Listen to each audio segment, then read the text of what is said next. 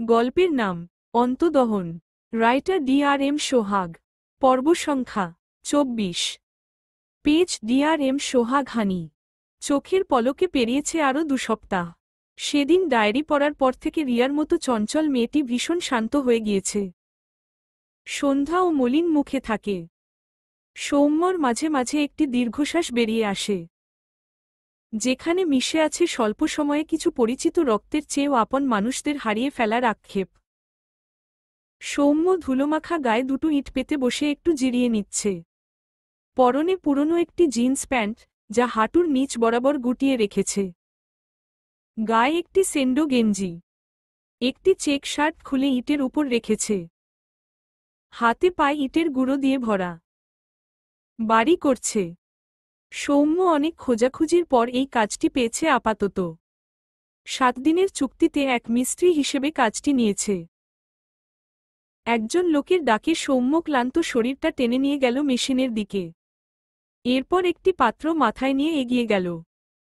Cement, বালু, খোয়ার মিশ্রণ machine থেকে ঢেলে একে একে সব পাত্রে ঢেলে দিল। সবাই যা যার পাত্র মাথায় নিয়ে যথাস্থানে রাখতে যায়।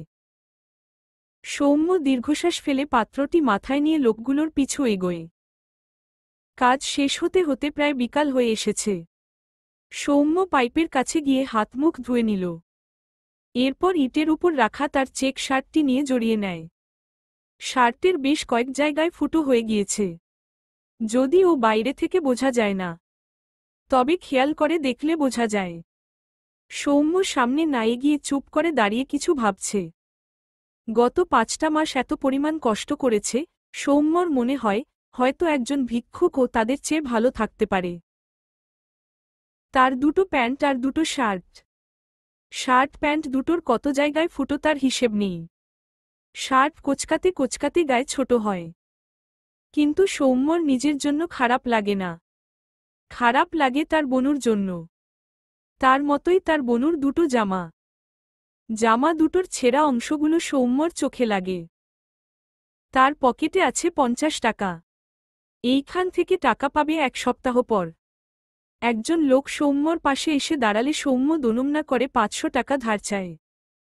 1 সপ্তাহ পর দিয়ে দিবে। লোকটি দিতে চাইছিল না। সৌম্যর মুখ মলিন হয়। লোকটি কি যেন ভেবে সৌম্যকে 400 টাকা দেয়, আর বলে সময়মতো দিয়ে দিতে। সৌম্য খুশি হয়। পকেটে 450 টাকা নিয়ে সৌম্য মার্কেট ঘুরছে, তার বনুর জন্য একটা জামা কিনবে বলে। এত অল্প টাকায় মনমতো জামা পায় না সে।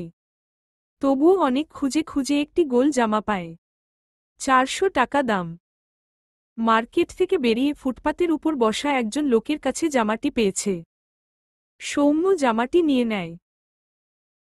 শরীরটা ভীষণ দুর্বল লাগছে। সারাদিন কাজ করে গা ব্যথা করছে। সৌম্য ভাবল 30 টাকা ভাড়া দিয়ে একটি ভ্যানে উঠে বাড়ি ফিরবে। কয়েক পা এগিয়ে রাস্তার পাশে একটি কসমেটিক্সের ভ্যান দেখে সৌম্য আর এগোয় না। ভ্যানে বিদ্যমান নূপুরগুলোতে প্রথম সৌম্যর চোখ পড়ল। নূপুরের প্রতি সন্ধ্যার দুর্বলতা সে জানে। অনেক আগে একজোড়া রূপোর নূপুর বানিয়ে দিয়েছিল সন্ধ্যাকে। একটি নূপুর হারিয়ে ফেলেছে, আরেকটি এখনো যত্ন করে রেখেছে। সৌম্য এগিয়ে গিয়ে নূপুরটির দাম জিজ্ঞেস করলে বলে দাম 70 টাকা। সৌম্যর মন খারাপ হয়। তার কাছে আছেই 50 টাকা। দোকানদারের সাথে অনেকক্ষণ থেকে দামাদামি করে 50 টাকায় নূপুরটি কিনে বাড়ির পথ ধরে। শূন্য পকেট, হাতে বনুর জন্য একটি জামা আর একজোড়া নূপুর নিয়ে ক্লান্ত শরীরটা টেনে নিয়ে যায়। বনুকে হাসাবে ভাবতেই যেন শরীরের ক্লান্তি খানিক দূর হয়। প্রায় 30 মিনিট হেঁটে বাড়ি ফেরে সৌম্য। ধরণীতে সন্ধ্যা নামবে ভাব। উঠানে পা রাখলে দেখল সন্ধ্যা দরজায় বসে ভাত খাচ্ছে। সৌম্য এগিয়ে গিয়ে জিজ্ঞেস করল, বনু তুই এত দেরি করে খাচ্ছিস কেন? ভাইয়ের কণ্ঠে সন্ধ্যা মাথা তুলে তাকায়। মাথা নাড়িয়ে বোঝায়, এমনি। সৌম্য ভাতের প্লেটের দিকে তাকাল। কাঁচা মরিচ দিয়ে ভাত মাখানো, এক কোনায় একটুখানি লবণ। এই খাবার তাদের রোজকার খাবার। মাঝে মাঝে একটু আধটু ভালো মন্দ খাবার খেতে পায়। প্রথম প্রথম সন্ধ্যা ভাত খাওয়ার পর পেট ধরে বসে থাকত। চোখের কোণে জমা পানি নিয়ে তার দিকে তাকাত। সৌম্য বুঝত সন্ধ্যার পেট জ্বলত, কিন্তু এখন তাদের অভ্যাস হয়ে গিয়েছে। তাছাড়া রিয়াদের অবস্থা ভালো নয়, টাকার অভাবে একটা ছোট্ট ফোন পর্যন্ত নেই। সৌম্য দীর্ঘশ্বাস ফেলে সন্ধ্যার পাশে ঘরের দরজায় বসে মৃদুস্বরে বলে, অনেক ক্ষুধা লেগেছে বনু। সন্ধ্যা ভাইয়ের ক্লান্তিতে ভরা মুখের দিকে তাকায়। তার ভাতের পাত থেকে সৌম্যর মুখের সামনে খাবার ধরে। সৌম্য বিনাবাক্যে খাবার মুখে নেয়। সন্ধ্যা সবটুকু ভাত সৌম্যকেই খাইয়ে দিল। সৌম্য তৃপ্তি করে খায়। খাবার শেষে দুই ভাইবোন ঘরের ভেতর যায়। সন্ধ্যা প্লেট হাত ধুয়ে রাখে। সৌম্য বিছানার উপর বসে জামা আর নুপুর জোড়া বের করে তার বোনকে কাছে ডাকে। সন্ধ্যা সৌম্যর পাশে গিয়ে বসলে সৌম্য প্রথমে নুপুর জোড়া সন্ধ্যার দিকে বাড়িয়ে দিল। সন্ধ্যা অবাক হয়ে তাকায় সৌম্যর দিকে। সৌম্য মৃদু হেসে বলে, টাকা নেই বনু, তাই রাস্তার পাশের নুপুর দিলাম। টাকা হলে আবার ও রূপোর নুপুর বানিয়ে দিব। সন্ধ্যার চোখে কোণে নোনাজল জমে। তার ভাই এত ভালো কেন? সৌম্য তাড়া দিয়ে বলে, পর এটা।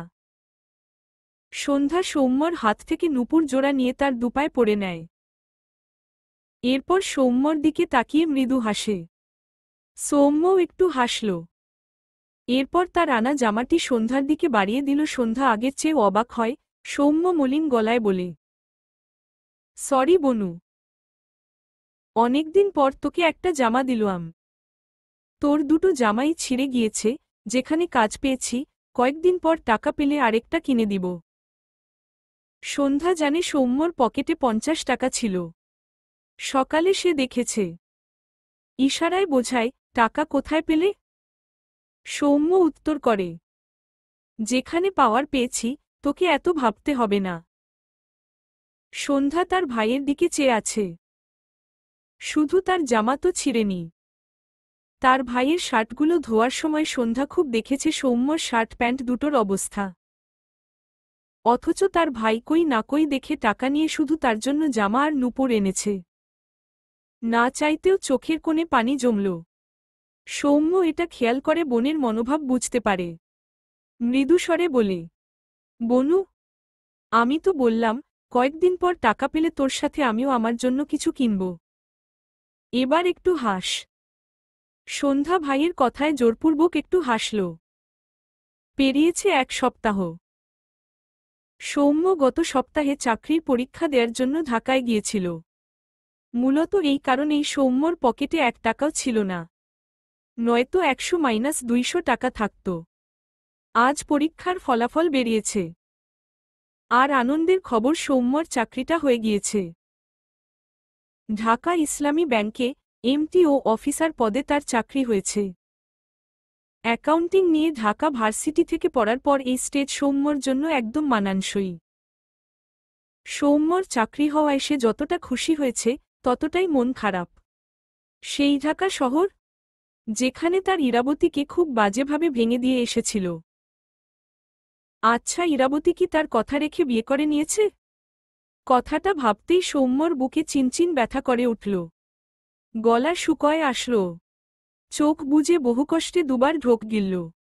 তার ইরাবতী ভালো থাকুক, এটুকুই তার চাওয়া। কিন্তু সে কি করে ওই শহরে থাকবে, যেখানে তার বনুর কত বিভৎস স্মৃতি আছে? তাদের মারার চেষ্টা করা হয়েছে। সৌম্যর মন সায় দেয় না। কি করবে সে? সৌম্য সন্ধ্যার দিকে তাকাল। সন্ধ্যা জানালার পাশে বসে রাতের আকাশ দেখতে ব্যস্ত। মন খারাপ তার। মন খারাপের কারণের অভাব নেই তাদের। সৌম্য বুঝল তার বোনটার মন খারাপ করে বসে আছে। সৌম্য কিছু একটা ভেবে ডাকে, বনু শুনছিস? হঠাৎ ভাইয়ের ডাকে সন্ধ্যা পিছু ফিরে তাকায়। সৌম্য সন্ধ্যার পানে চেয়ে মৃদু হেসে বলে, চাকরিটা আমি পেয়ে গেছি বনু, শুনছিস? সৌম্যর কথা শুনে সন্ধ্যা বিস্ময় দৃষ্টিতে তাকায়। সন্ধ্যা জানে তার ভাই গত সপ্তাহে চাকরির পরীক্ষা দিতে গিয়েছিল। তার ভাইয়ের সেই চাকরি হয়ে গিয়েছে। সৌম্যর চাকরি হয়েছে, সাথে সৌম্যর কথাটা বলার ধরন সন্ধ্যা হেসে ফেলল। বোনকে হাসাতে পেরে সৌম্য মধু হাসল। সন্ধ্যা দ্রুত বিছানা থেকে নেমে এক দৌড়ে গিয়ে সৌম্যকে জড়িয়ে ধরে। তার চোখজোড়া ভিজে গিয়েছে। কম কষ্ট করেনি যে দুই ভাইবোন এই কটা মাস। গত প্রায় 6 মাস তারা অনেক কষ্ট করেছে। গত 6 মাস তারা মাছ, মাংস চোখে দেখেনি। নতুন জামা কাপড় চোখে দেখেনি। কখনো কখনো না খেয়ে দিন পার করেছে। রিয়ারা আর তারা কিছু কিছু সময় এক জায়গায় খাবার খেলেও বেশিরভাগ সময় আলাদাই খাবার খায়। আর সৌম্যর কাছে যখন টাকা থাকত না, সে ভুলেও তা প্রকাশ করত না। সৌম্য তাকে রুটিকলা এনে দিত। সন্ধ্যা সেই রুটি আর কলা অর্ধেক করে ভাইয়ের মুখে তুলে দিত। দুজন অভাবী ভাই বোনের কত গল্প জমা হয়েছে এই কয়টা মাসে। সাধন, সোহা, মামা মামি, সৃজা, সিজান সবাইকে হারানোর ব্যথা, তাদের জন্য অজান্তেই গড়িয়ে পড়া কত কণা অশ্রু জমা আছে সে গল্পে।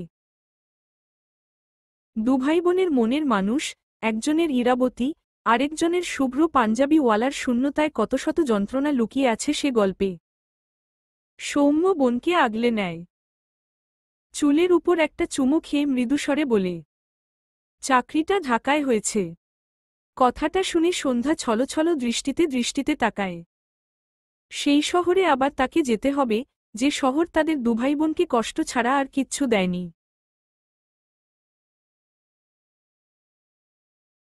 সেই শহরে তার স্বামী আকাশ থাকে। তার সাথে দেখা হয়ে গেলে সে কি তাকে আবার ওর ডিভোর্স দেওয়ার জন্য উতলা হবে? ডিভোর্স হয়নি বলে আকাশ এখনও তার স্বামী। এই শব্দ চারটে সন্ধ্যার মনে আজ ও শান্তি দেয়। তা কি হারিয়ে যাবে? তার সৌম্য ভাইয়াকে আর কেউ মারতে আসবে না তো? কিন্তু তার ভাইয়ের চাকরিটা তো খুব দরকার। আর কতদিন এত অভাবে মরবে তারা? রিয়ারাও কত কষ্ট করে। সৌম্য ভাইয়া চাকরি করলে রিয়াদের কষ্টেরও লাঘব হবে না? সৌম্য সন্ধ্যার মাথায় হাত রেখে বলে, তুই বললে আমি আবার সামনেবার পরীক্ষা দিব বনু। তোকে তো কথা দিয়েছিলাম, তোকে আর ওই শহরে যেতে হবে না। একটু থেমে আবার ও বলে, কিন্তু আমি যে তোকে তোর পছন্দের সব খাবার খাওয়াতে চাই বনু। তোকে আমার ঘরে রাজমাতা করে রাখতে চাই। তুই যে আমার ছোট মা। এসবের জন্য তো আমার চাকরিটা করতে হবে। তবুও তুই যা বলবি সেটাই করব। সন্ধ্যার চোখের কোণে জমা পানির কণাগুলো এবার গড়িয়ে পড়ে। শত দুঃখ কষ্টের মাঝেও সন্ধ্যার নিজেকে বোন হিসেবে ভীষণ ভাগ্যবান লাগে। এরকম বেস্ট ভাইয়া কয়জন পায়? সন্ধ্যা সৌম্যর ফোন নিয়ে তাতে টাইপ করে সৌম্যর সামনে ধরলে সৌম্য তাতে চোখ বুলায়। তুমি চাকরি করে রিয়াদের হেল্প করলে ওদের আর এত কষ্ট থাকবে না। তুমি এই চাকরি ছেড়ে দিও না ভাইয়া। আমাদের সাথে আমাদের আল্লাহ আছে। আমি তোমাকে রাজপুত্রের মতো দেখতে চাই ভাইয়া, আর আমিও তোমার রাজমাতা হতে চাই। লেখাগুলো পড়ে সৌম্য মৃদু হাসল। তার বনুর সবার চিন্তা মাথায় থাকে। তার মায়ের মতোই হয়েছে। সৌম্য সন্ধ্যার চোখের পানি মুছে দিয়ে মৃদু হেসে বলে, যথা আজ্ঞা রাজমাতা। সন্ধ্যা ঠোঁট প্রসারিত করে হাসে, তবে তা শব্দহীন। পেরিয়েছে আরও 1 সপ্তাহ। সৌম্য, সন্ধ্যা ছোট্ট একটি ব্যাগে তাদের একটি করে জামা, শার্ট প্যান্ট ভরেছে। আর অপরটি গায়ে। কাপড়ই দুটো, কি আর নিবে? দুই ভাইবোন মূলত ঢাকার উদ্দেশ্যে রওনা দিচ্ছে। সৌম্যকে আরও 2 দিন পর অফিসে জয়েন করতে হবে। 1 সপ্তাহের চুক্তিতে মিস্ত্রির কাজ করে গত সপ্তাহে কিছু টাকা পেয়েছে, যা দিয়ে তাদের যাতায়াত ভাড়াসহ ওখানে গিয়ে কয়েকদিন থাকার ব্যবস্থা হয়ে যাবে। রিয়া সন্ধ্যাকে জড়িয়ে ধরে ফুপিয়ে ওঠে। সৌম্যরা ঢাকায় চলে যাবে শোনার পর থেকে রিয়া আরও চুপ হয়ে গিয়েছিল। আজ যাওয়ার সময় মেয়েটি কেঁদে ফেলল। সন্ধ্যার চোখের কোণে ও পানি। কয়েক মাসের পরিচয় মেয়েটি কত আপন হয়ে গেল। সন্ধ্যা রিয়াকে ছাড়িয়ে দুহাতে রিয়ার মুখ মুছে দিয়ে মাথা নাড়িয়ে কাঁদতে না করে। রিয়া ফোপানো কণ্ঠে বলে, তুই আবার আসবি তো এখানে? সৌম্য ভাইয়া তোকে নিয়ে আসবে? তোরা যেন সোহা আর সাধন ভাইয়ার মতো হারিয়ে যাস না। বলতে বলতে আবার ও কেঁদে ফেলে রিয়া। সন্ধ্যা রিয়ার গাল টেনে বোঝায় সে আসবে, তার ভাইয়া ছুটি পেলেই চলে আসবে। রিয়া নিজেকে সামলায়। সন্ধ্যা, সৌম্য রিয়ার মায়ের কাছে গিয়ে দাঁড়ালে ভদ্রমহিলা দুজনের গাল ছুঁয়ে বলে, আমাদের ভুলে যেও না তোমরা। সময় পেলেই সন্ধ্যাকে নিয়ে এখানে আসবে, বুঝেছ সৌম্য বাবা? সৌম্য নীরব সম্মতি দেয়। এরপর সন্ধ্যা রিয়ার নানির সামনে গেলে তিনি সন্ধ্যার দিকে তাকায়। চোখের কোণে পানি তার। উপরে উপরে ভালোবাসা দেখাতে পারে না সে। সে দেখায় সৌম্য, সন্ধ্যা, রিয়া কাউকেই তার সহ্য হয় না। অথচ ভেতরটা ভালোবাসা দিয়ে ভরপুর। সন্ধ্যা রিয়ার নানিকে বেশ ভালোই বোঝে। রিয়ার নানি মুখ ফিরিয়ে বলে, চাকরি পেয়ে বড় হয়ে আমাদের যেন আবার ভুলে যেও না। সন্ধ্যা রিয়ার নানিকে জড়িয়ে ধরলে বয়স্ক ভদ্রমহিলা সন্ধ্যার পিঠে হাত বুলিয়ে মলিন গলায় বলে, যাচ্ছ যাও, বেঁচেই যাচ্ছি আমি।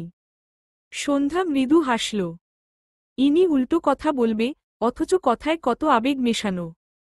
সৌম্য গলা ঝেড়ে বলে, বুড়ি তোমাকে কিন্তু সত্যিই ভুলে যাব। রিয়ার নানি কথাটা শুনতেই ভারী গলায় বলে, সে যাও ভুলে, আমার কি তাতে? সন্ধ্যা রিয়ার নানিকে ছেড়ে চোখের কোণে লেগে থাকা পানি মুছে নেয়। রিয়ার নানি সৌম্যর মাথায় বুলিয়ে বলে, আমার নাতনিকে দেখে রাখবা, বুঝছ? সৌম্য হেসে বয়স্ক ভদ্রমহিলার দুহাত ধরে মৃদুস্বরে বলে, তুমি তো আমার বোনকে হিংসা করেই কুল পাও না। রিয়ার নানি কিছু বলল না। সৌম্য বুঝল মানুষটা কষ্ট পাচ্ছে। মৃদুস্বরে বলে, তোমাকে অনেক মনে পড়বে নানি। রিয়ার নানি আর তারা উত্তর করলেন না। তার খুব খারাপ লাগছে। সৌম্যর গাল ছুঁয়ে তার সে হাত ঠোঁটের কাছে নিয়ে চুমু খেয়ে বলে, সময় পাইলেই আসবা। আর সাবধানে যাই ও বুঝছ? সৌম্য মৃদু হাসল। এরপর আর সময় নষ্ট না করে সৌম্য সন্ধ্যা রওনা হয় তাদের যাত্রাপথে। দিনের আলো মিলিয়ে আন্ধার নামতে শুরু করেছে। সৌম্য সন্ধ্যাকে নিয়ে বাস থেকে নেমে দাঁড়িয়েছে। এখন কোথায় যাবে সেটাই ভাবছে। সেই সিম তো নেই, তাই সকলের নাম্বারও হারিয়ে গিয়েছে।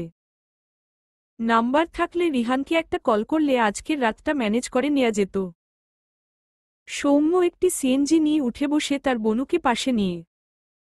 উদ্দেশ্য তার মেস যেখানে সে আর রিহান থাকত। প্রায় 40 মিনিট পর মেসের সামনে গিয়ে নামে সৌম্য।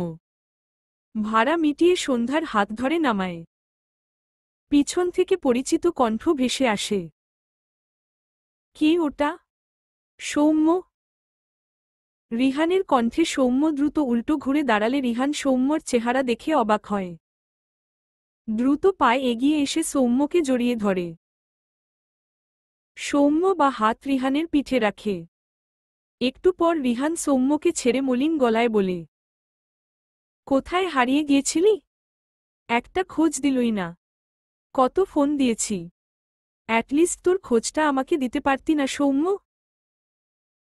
সৌম্য রিহানের কাঁধে হাত রেখে বলে, নাম্বার হারিয়ে ফেলেছি।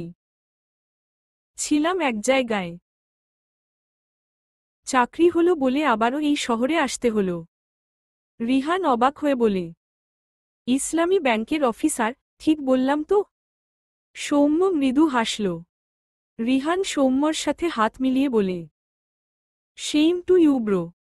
আমি আরও ভাবছিলাম তুই এই এক্সাম দিলই কিনা। সন্ধ্যা বারবার আশেপাশে চোখ বুলায়। লাস্ট যেদিন এই শহর ছেড়েছিল, সেদিনের সেই ভয়াবহ স্মৃতি তার দোরগোড়ায় আবার ও নাড়া দিয়েছে। এই দিক দিয়েই তো সে পাগলের মতো দৌড়েছিল। পিছন পিছন দুটো লোক তাকে তাড়া করছিল। আর তারপর তাকে ধরেও ফেলেছিল। সন্ধ্যার চোখের কোণে পানি জমে।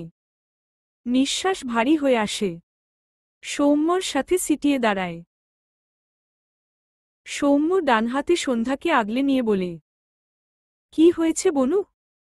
সন্ধ্যা মাথা নিচু করে রাখল। সৌম্য হয়তো কিছু বুঝল। রিহানের উদ্দেশ্যে বলে, একটা রুমের ব্যবস্থা করে দে আজকের রাতটার জন্য। আগামীকাল বাসা খুঁজব। এখানে থাকব না। রিহান একটু ভেবে বলে, আচ্ছা ব্যবস্থা করছি। রিহান একটু সরে গেলে সৌম্য সন্ধ্যার মুখ উঁচু করে দেখল তার বনুর চোখের জল গড়িয়েছে।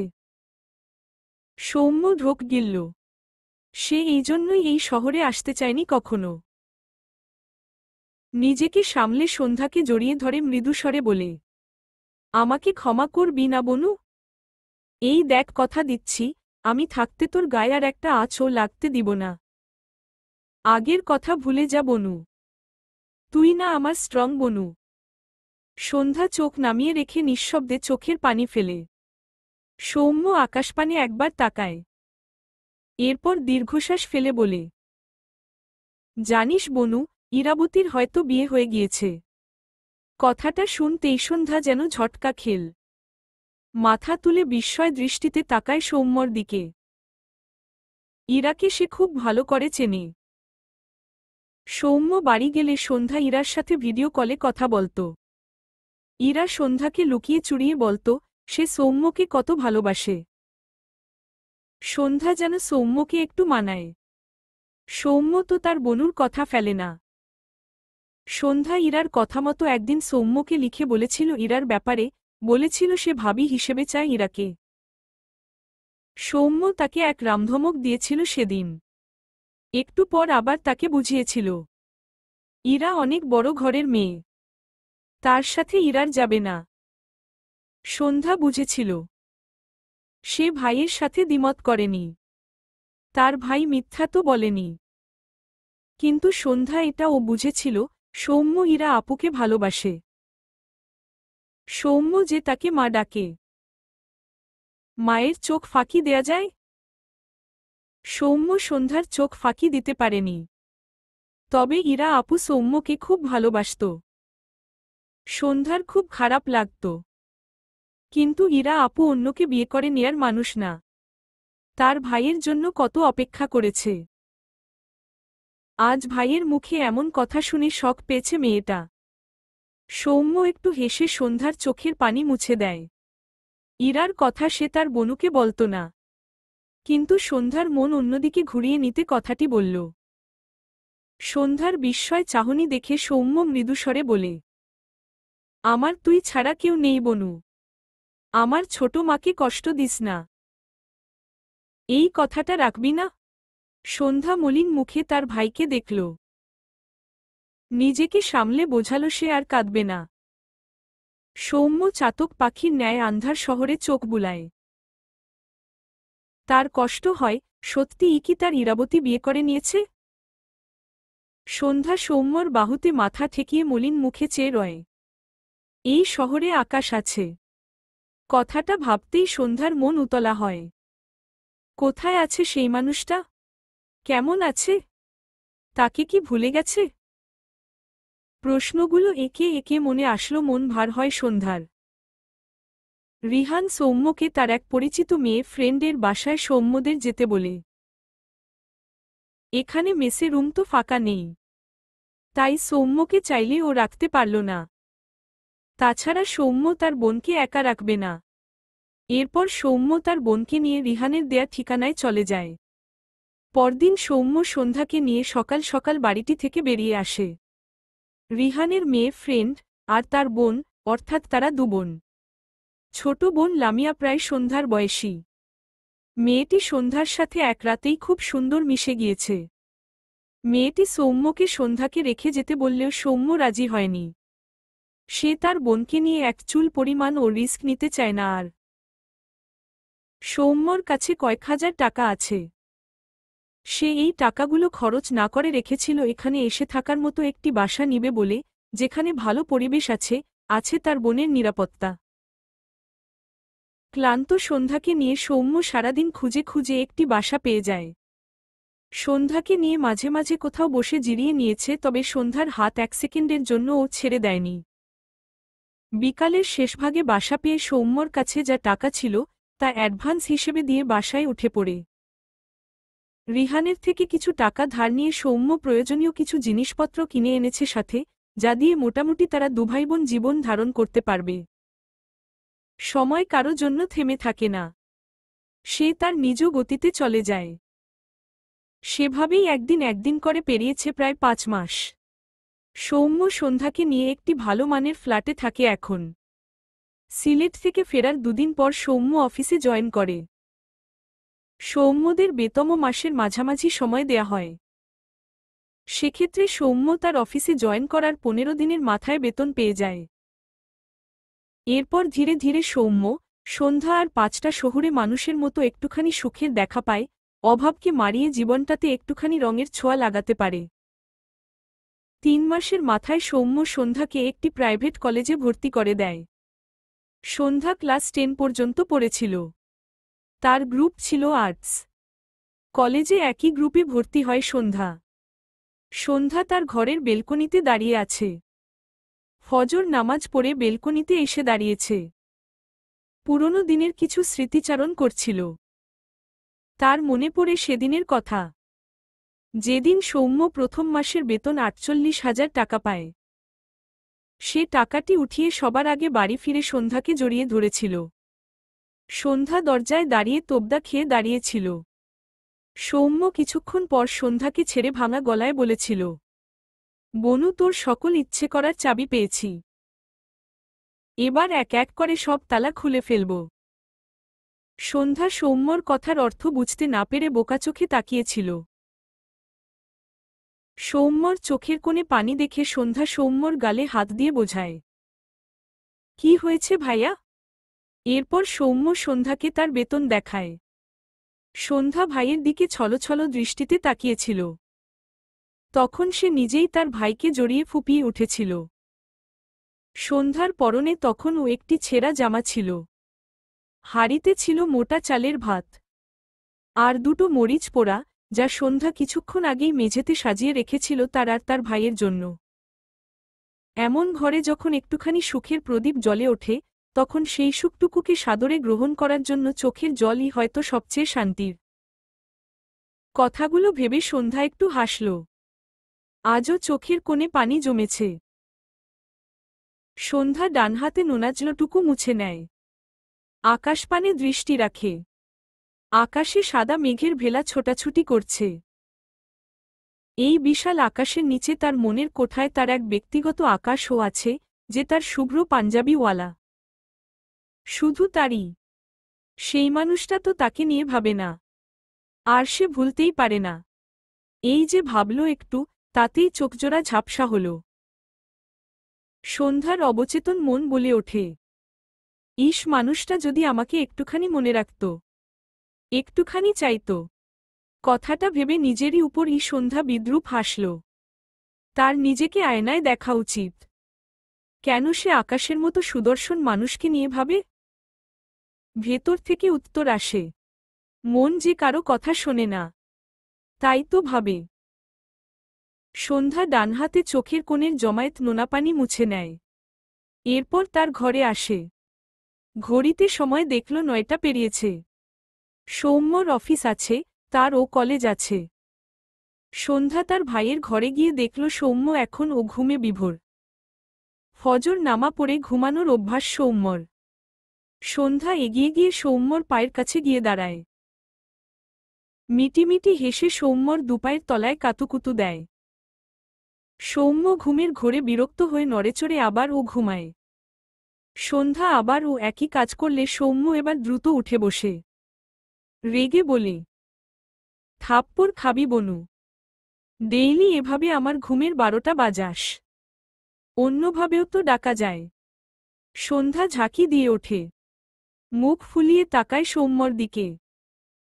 সৌম্য দুহাতে চোখজোড়া কচলে সন্ধ্যার দিকে তাকালে দেখল সন্ধ্যা ধূপধাপ পা ফেলে বেরিয়ে যাচ্ছে।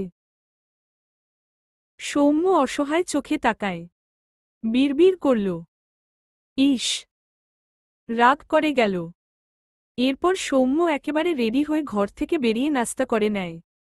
সন্ধ্যা রেডি করে রেখেছিল। খাবার শেষ হলে সৌম্য আর সন্ধ্যা একসাথে বের হয়। সৌম্যর পরনে ফরমাল পোশাক, কালো প্যান্ট, সাদা শার্ট, ইন করে শার্ট পরা, পায়ে কালো জুতো, আর সন্ধ্যার পরনে কলেজ ড্রেস। মাথায় একটি সাদা জর্জেট ওড়না দিয়ে চুলগুলো ঢেকে রাখা। সৌম্য একটা রিকশা নিয়ে রিকশায় উঠে বসে। পাশে সন্ধ্যা বসলে রিকশা চলতে শুরু করে। সৌম্য একটু একটু পর আর চোখে সন্ধ্যার দিকে তাকায়। সন্ধ্যা মুখ ফুলিয়ে রেখেছে, তার দিকে তাকাচ্ছেও না। সৌম্য গলা ঝেড়ে বলে, বনু তুই না আমার ছোট মা? আমার একটাই বনু, ধমকও একটাই দিয়েছি। রাগ করছিস কেন? সন্ধ্যা তবুও তাকালো না। সৌম্য ভাবুক হল। ছোট মা বললে তো সন্ধ্যা গলে যায়। আজ গলল না কেন? সন্ধ্যার কলেজের সামনে নেমে সৌম্য রিকশা ভাড়া মিটিয়ে সন্ধ্যার হাত ধরে একটি দোকানে গিয়ে বলে, কি কি নিবি দেখিয়ে দে। সন্ধ্যার মুখে হাসি ফুটল। সে সৌম্যর থেকে ফোন নিয়ে কিছু লিখে সৌম্যর হাতে ফোন দেয়। সৌম্য চোখ বুলিয়ে দেখল, দুটো কোন আইসক্রিম সাথে অনেক ধরনের চকলেট। চকলেটের সংখ্যা 20টি হবে, প্রতিটি আলাদা আলাদা। সৌম্য হেসে সন্ধ্যার লিস্টের সব আইসক্রিম, চকলেট কিনে একটি পলিথিনে ভরে সন্ধ্যার হাতে দেয়। এরপর বিল মিটিয়ে দেয়।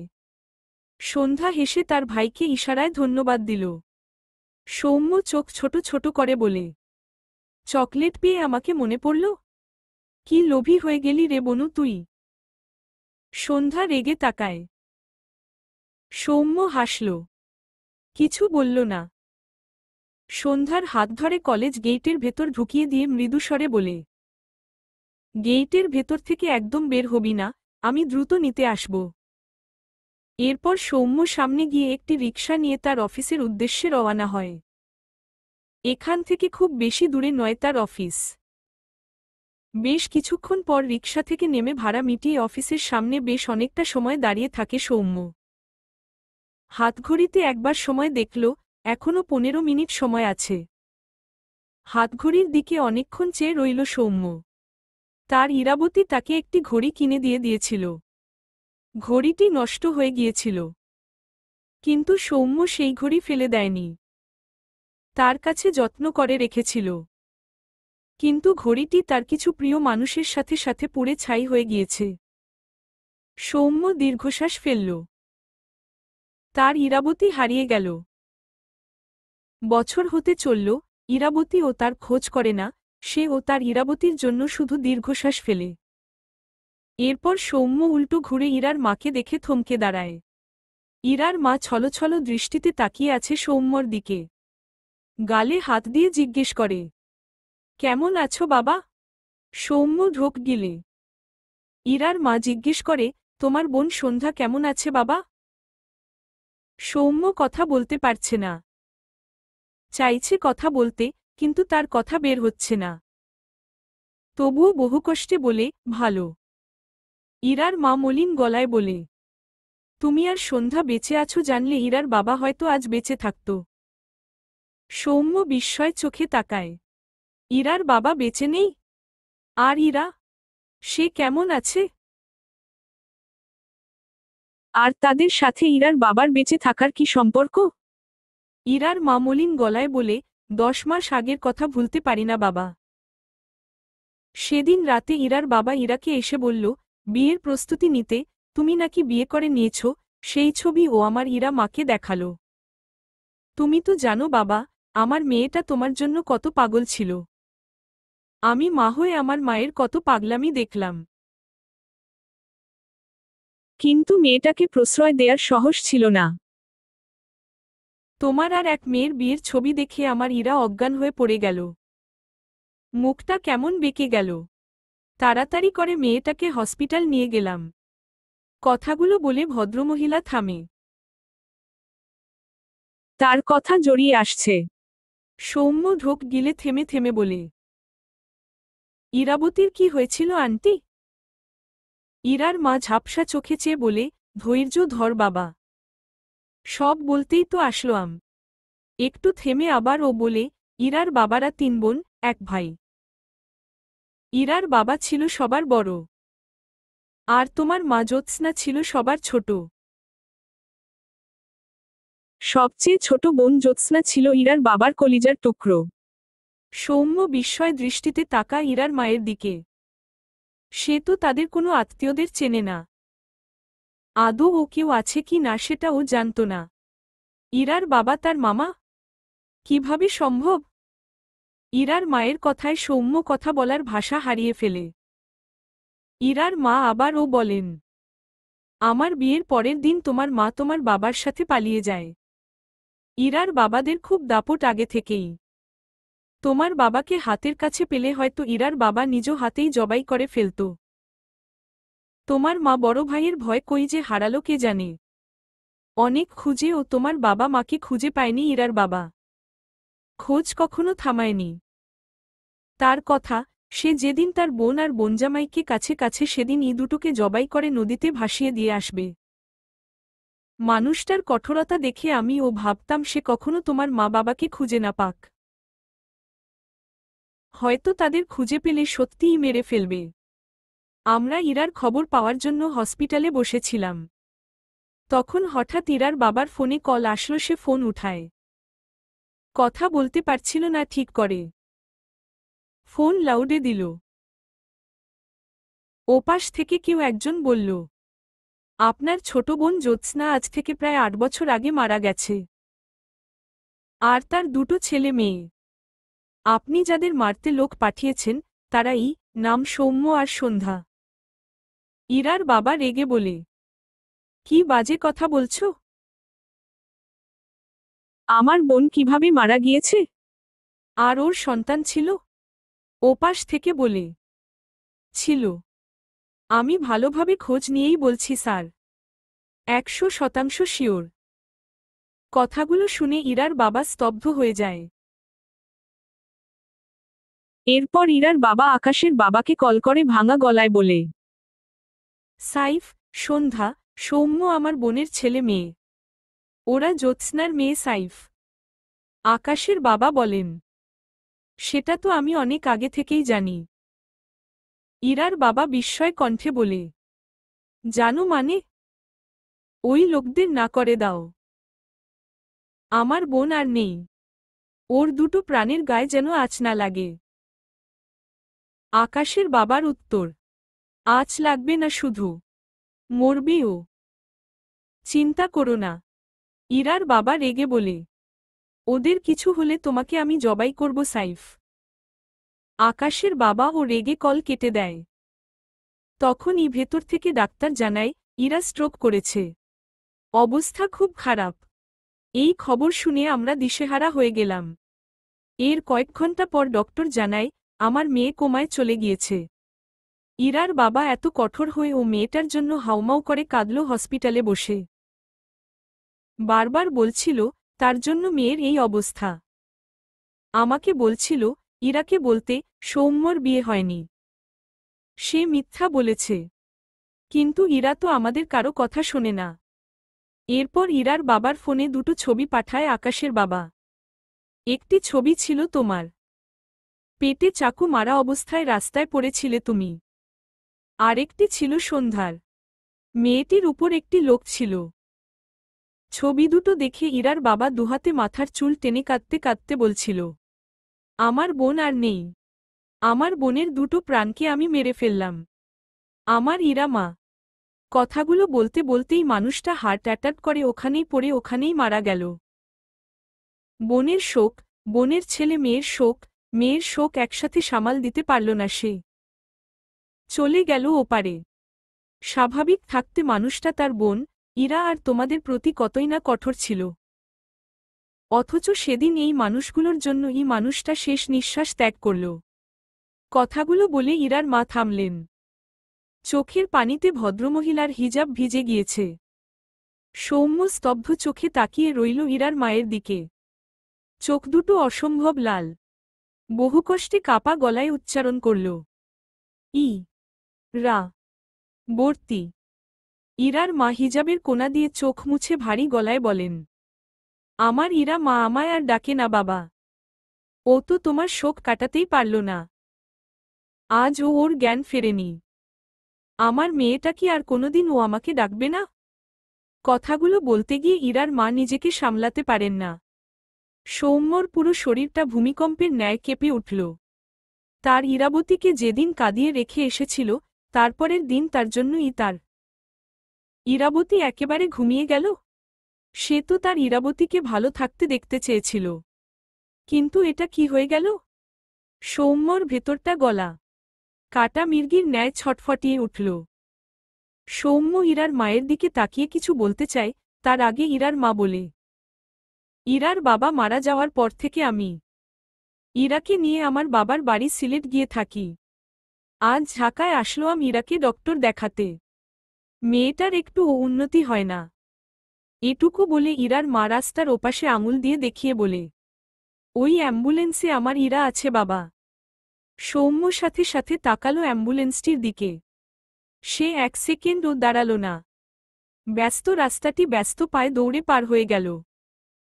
অনেকে হয়তো সৌম্যকে বকল, কিন্তু সেসব যে সৌম্যর কানে যায় না। সৌম্য অ্যাম্বুলেন্সের পিছনে এসে দাঁড়িয়েছে। পিছনে দরজা খুলে রাখা।